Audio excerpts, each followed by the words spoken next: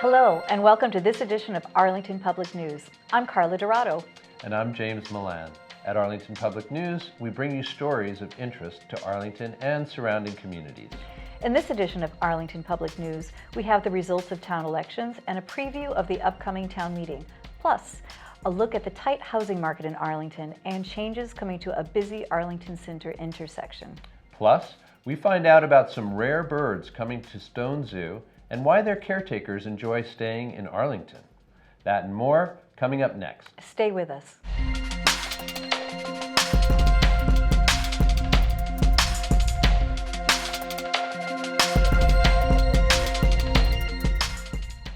Annual town elections took place on Saturday, April 2nd.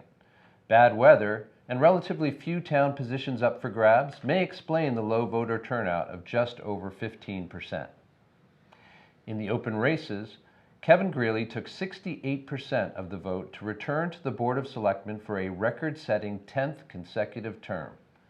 Incumbent Kiersey Allison Ampey and newcomer Len Cardin were elected to the school committee, with each garnering between 40 and 42% of the vote. Newly elected candidates will start their terms at their respective next board meetings.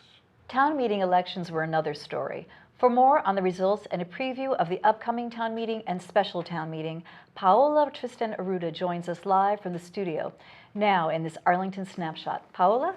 Thanks, Carla. 15 of the 21 precincts in town featured competitive races for their 4 open slots. One notable result came in Precinct 9, where 18-year-old Minuteman High School senior Julia Ruderman became the youngest town meeting member in recent memory. APN had a chance to chat with Julia just after she heard the news of her election. I've been interested in politics for a while. My dad was a town meeting member for 16 years, so I kind of grew up watching town meeting. And now that I'm old enough to vote and to run for office, I figured now was a really good time to get involved. Annual town meeting begins on Monday, April 25th, and this year promises to be a busy one. As always, ACMi will broadcast each session live with re-airings throughout the week. APN recently caught up with town moderator John Leone to get a preview of some of what's on the agenda this year. Well, this year we have a little more warrant articles than usual the last few years. We may go a little bit longer this year. It may not just be 5 or 6 nights. There are 12 zoning articles. There's a warning.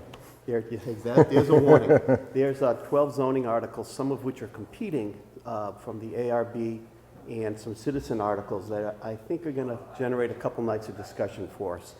The other articles that are going to matter this year are in the special town meeting. There's a vote on the Minuteman. I think it's for the debt exclusion. That's going to be pretty controversial for us here in Arlington. That's it for this edition of Arlington Snapshot. I'm Paola Tristan Arruda. Changes are coming to one of Arlington's busiest intersections. Mass DOT has begun work on a project to better connect the Minuteman Bikeway at Massachusetts Avenue, Pleasant Street, and Mystic Street. The Arlington Center Safe Travel Project is funded by MassDOT. Representatives say their goal is to make the area safe with smooth travel for all. News intern Rudy Anna has more. A reconstruction effort designed to improve safety and mobility around the Mass Ave corridor is now underway. It's called the Arlington Center Safe Travel Project. Throughout the town's history, the intersection of Mass Ave, Mystic, and Pleasant Street has remained among its busiest, with thousands of cars, cyclists, and pedestrians passing through it each day. The improvements began on April 1st, and construction will last through October. Director of Public Works, Michael Rademacher, says the cost for the project rings in at around $1.64 million, money awarded to Arlington by the Mass Department of Transit. Arlington funds were used to pay for the design, but a few years back we applied to the state for a certain pot of money that was specifically for improving mobility for vehicles, pedestrians, and transit and bicycles. And this project combined all those. We were right prime candidate for those funds, and so we were awarded that amount of money. The plan's overall design will help keep cyclists off the sidewalk and avoid conflicts with pedestrians, all while keeping the area's daily traffic flow of over 46,000 vehicles moving smoothly. Other improvements will be better connectivity on the Minuteman commuter bikeway, wider bike paths, longer signal crossing times, and handicap-accessible ramps. I think the intersection is in serious need of improvement, and I think this is going to address a lot of those concerns. Despite calls of praise from town officials about the project, some local residents still have concerns. At a recent information session at Town Hall, people pointed to a number of issues with previous Mass Ave corridor projects in East Arlington, like signal timing miscalculations and parking disparities.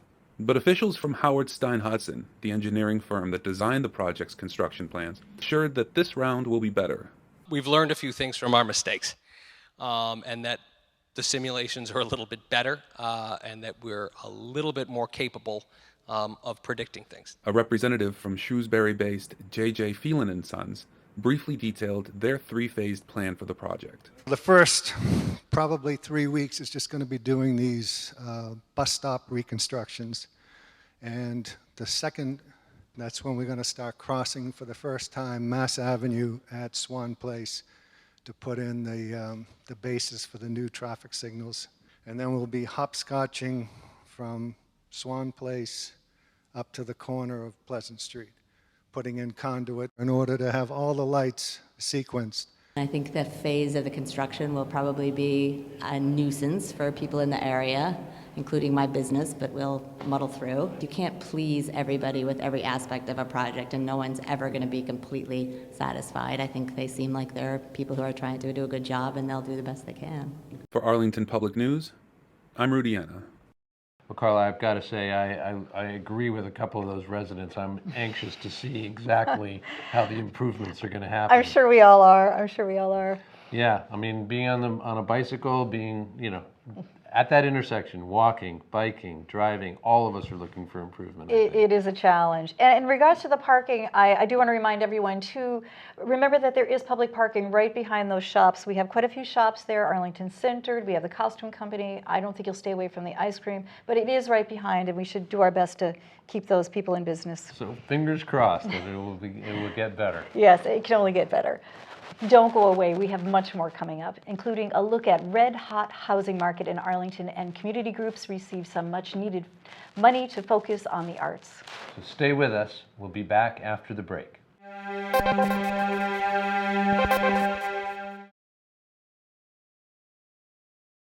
The boy from Oz is Peter Allen, who is the subject and key player in this show. Peter Allen is originally from Australia, so Oz can mean Australia, but it can also speak to his relationship with Judy Garland and Liza Minnelli in the show.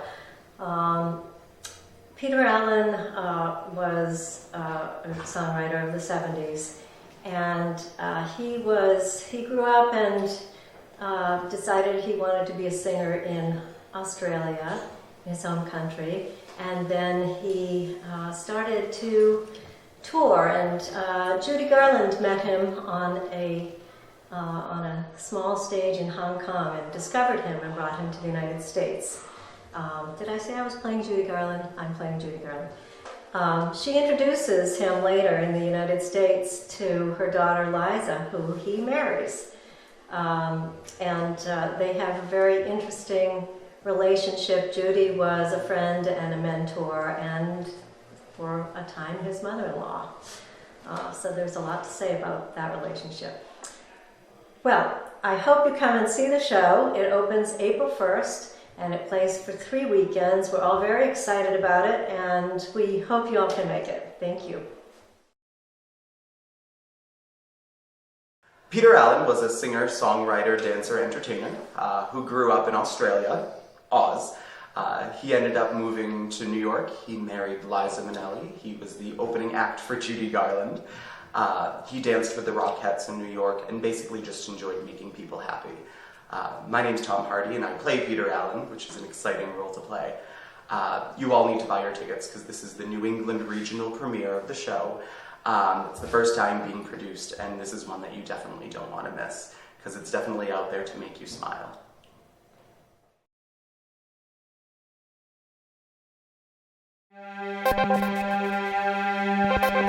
There's been much talk about housing in Arlington, with warrant articles for the upcoming town meeting trying to limit the size and scope of new building. All this has APN wondering what the market in Arlington is like right now. And as Paola Tristan Arruda found out, it's red hot.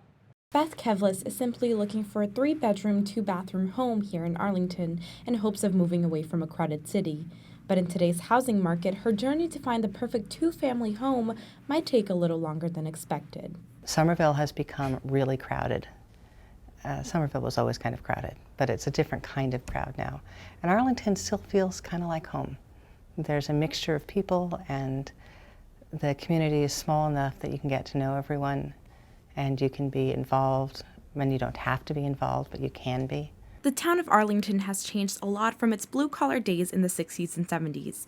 Working-class, multi-generational households were the norm, and bars and restaurants were sparse. In the 1990s, restaurants began to proliferate as Arlington attracted a wave of young professionals who saw it as a great place to settle down. The housing market dipped during the recession, but has skyrocketed since. In general, the market right now, for the last 2 years, has been very different than what it has in my previous 28 years. It's the fewest amount of homes we've ever seen on the market. And in fact, for example, right now, there are only 15 single-family homes for sale in the entire town, and there's 11 condominiums. Traditionally, Arlington has had an average of 50 homes for sale around this time of year and as many as 90, but McKenna says this is no longer the case. The location and affordability of Arlington compared to surrounding towns make it an attractive community for buyers spurred on by low interest rates.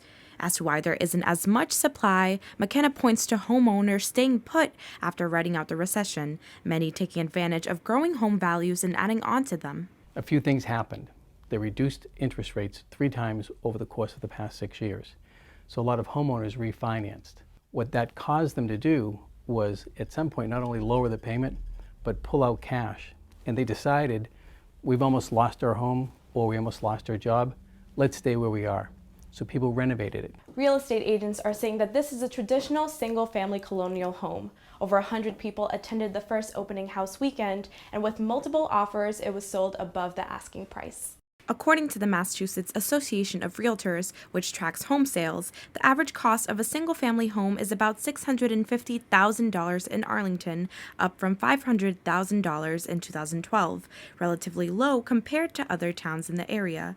Many of the homes are being flipped, bought by contractors, and then resold. A lot of smaller homes that are in the right school district or have the right zoning, developers, contractors are bidding against young couples, because they see an opportunity that they can enlarge the home and expand it, because there is a need for a lot of people that are moving into Arlington that they want the bigger home. Kevlis, on the other hand, doesn't want a bigger home, just something that's within her price range. My first feeling is that I really wish I decided to move about 3 years ago. But the prices are very high, and I'm seeing houses, single families up in Arlington Heights, in, I guess, what are good school districts. But they're going for 1.4, 1.5, and they seem to be getting their asking price. I would actually prefer something a little bit smaller. My ideal is 3 bedrooms, 2 bathrooms, a living room and a dining room, and maybe some storage in the basement. A tough quest in this market that doesn't show signs of slowing down. I'm Paola Tristan Arruda, reporting for Arlington Public News. Arts programs in Arlington are getting a boost from cultural grants. The Arlington Cultural Council recently awarded 17 cultural programs totaling $12,000. The council has been awarding grants to benefit cultural groups in Arlington since 1982. The ACC works with Massachusetts Cultural Council, which believes Massachusetts' future prosperity is closely tied to the creative economy. They report that as many as 27,000 people work in this sphere. Arlington Selectman Joe Curo congratulated this year's recipients, who include Opal Ensemble, which will present a concert intersecting music and the wintry photography of Arlington resident Ann Black. The Creek River String Band, who will perform live American roots music in Arlington. The Powers Music School, which will present a musical storytelling program for children at the Arlington Center for the Arts, and many more. APN looks forward to seeing these future engagements, and hopefully you at home will take part as well. April is National Volunteer Month. It's a time set aside to recognize the work that volunteers do year-round. The Arlington Council on Aging is recognizing its own volunteers who contribute as many as 6,000 hours of service each year. Executive Director Susan Karp says volunteers at the COA not only enhance the lives of elders, they impact the overall quality of life in town as well. The month of April, we actually take the time, both the Arlington Seniors Association and the Arlington Council on Aging, in recognizing volunteers. The reason we do it is because April is National Volunteer Month.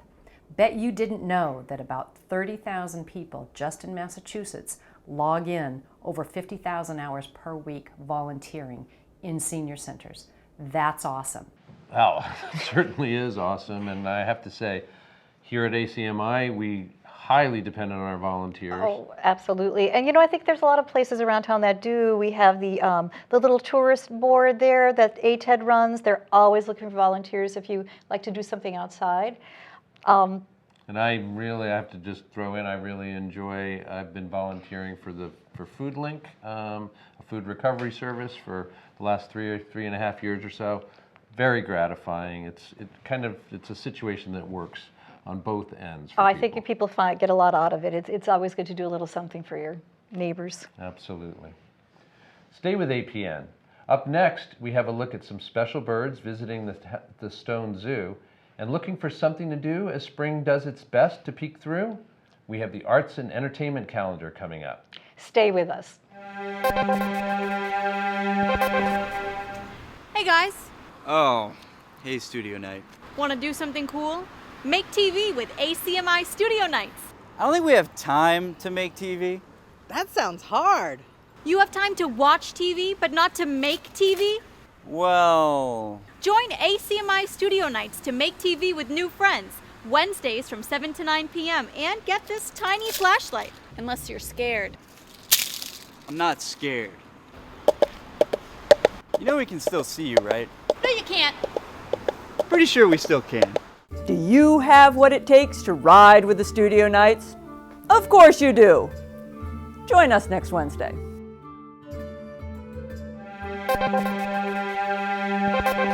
Members of the World Bird Sanctuary travel from Missouri to Arlington each year while displaying their rare birds at the Stone Zoo in Stoneham. We spoke with members of the sanctuary about why they enjoy staying in Arlington and representatives of the Stone Zoo about how endangered birds are important to conservation efforts. For the past 9 years, the World Bird Sanctuary has done an educational program at Stone Zoo in Stoneham. For several of those years, the World Bird staff has stayed in Arlington. We spoke with Jeff Minks, the staff director, to see if they found a place to stay this year, as well as learn a little bit more about the bird sanctuary. We'll start our programs around the 1st of May, whatever that Saturday is, closest to the 1st of May. And we'll do 3 shows per day, 7 days a week, all the way through the summer, through and including Labor Day, early September. We also got some insight from Stone Zoo about their partnership with the World Bird Sanctuary. Back in 2005, we were looking for something that would add something here to the zoo, whether it be an animal exhibit or a program or something, and we hooked up with World Bird Sanctuary. They do a free flight bird show that several other zoos have done. I had seen a partial show at the Milwaukee Zoo, and it was really good. And they share the same conservation and education message that we have here at Zoo New England. We had an amphitheater space that was available, and knowing that their show is a free flight bird show, so as they talk about birds and introduce birds, the birds are actually flying back and forth, literally right over your head. So you will feel some of the birds, the breeze, as they go by. One of the owls will actually, its tail feathers can actually touch the top of your head as it goes by. So it is an amazing show, and it fit great for the space here. Though the birds stay at the zoo, the staff has frequently stayed in and around Arlington. Why not stay somewhere closer to Stoneham? It all depends on the realtors, basically, and what they can find for us. I always put in that request that we want to be as close to Stoneham as possible. Some years housing is available close by, and other years it's not. We love Arlington. It's a nice neighborhood, friendly people. Massachusetts Avenue and connecting avenues, they just have everything that you need. To check out these fascinating creatures in person, head to Stone Zoo between May 1st and Labor Day to see their interactive exhibits. On behalf of the World Bird Sanctuary and Stone Zoo. I'm Stephanie Francis, and this is Arlington Public News. If you are looking to take in some arts and culture in Arlington, we have some suggestions. APN News intern Michael Lang brings you our arts and entertainment calendar. Back by popular demand on April 9th is Blues Apocalypse. Be sure to stop by the Arlington Center for the Arts for a fun blues and jazz-filled evening of non-stop entertainment. Bands on display will include Bees Deluxe, Rosemary's Baby Blues, Louise Grasmere, and the Rusty Mike's Vintage Blues Band. Tickets are $20 and the doors open at 6 p.m. If you're ever in the mood to kick it back with fellow Arlington residents while working on your newest crafting project at the same time, then Crafternoon for Adults is the perfect event for you. Join the fun on April 9th and 23rd in the Robbins Library Conference Room with your own knitting, crochet, embroidery, or drawing supplies. Or just bring yourself. Coloring supplies will be provided. The event runs from 2 to 4:30 p.m. On April 15th at the Arlington Center Yoga Studio, come see Stories of Finite Money, Infinite Uses, aka Money, Money, Money. A live performance that asks the difficult questions about money and our handling of it in our lives and the greater world. The show runs from 7:30 to 9:15 p.m. and the tickets cost $15 at the door. People of all financial backgrounds are encouraged to attend. After a one-year absence, the Arlington Patriots Day Parade is back. From Mass Ave and Brattle Street to Walgreens in East Arlington, join the town on Sunday, April 17th, along with bands, fire engines, and many community groups as it celebrates one of its proudest yearly traditions. ACMi will be there with complete live coverage of the event. Thank you for joining us this week to explore local events and issues affecting Arlington. Check out extended interviews and our latest segments on the web at news.acmi.tv. And don't forget to like us on Facebook and follow us on Twitter at Arlington Public. Please join us next time for another edition of Arlington Public News. I'm Carla Dorado. And I'm James Milan. We'll see you then.